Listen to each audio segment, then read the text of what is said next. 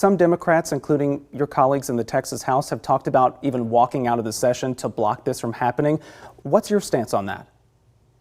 I'm certainly willing to do that if we get to that point. Breaking quorum is an extreme step, and it's not something that should be taken lightly. It should be a last resort. We just got the maps today. We're going to have hearings on Friday.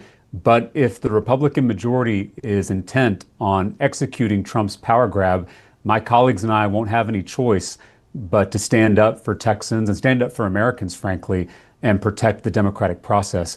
Everyone deserves fair representation. Every state deserves fair maps. I think everyone can agree with that, Democrats, Republicans, and independents. You introduced a bill to switch Texas to an independent redistricting commission. That vision seems to differ from other Democratic leaders here in the U.S., including California's governor, who says he may retaliate and redraw congressional maps there based on what's happening here in Texas. So would you still say an independent process is the best way to move forward?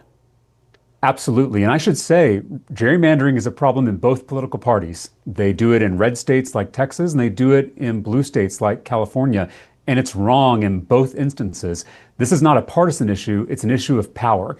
People who are in power, the politicians who have power, are trying to protect that power. They're trying to insulate themselves from the will of the public. And that's not how this country is supposed to operate. It's not how this democracy is supposed to operate. So every single state in the union should have an independent, citizen-led redistricting commission so that we take the power to draw political maps out of the hands of politicians and put it in the hands of the people we seek to represent. You have said recently several times that you are seriously thinking about running for the U.S. Senate seat here in Texas.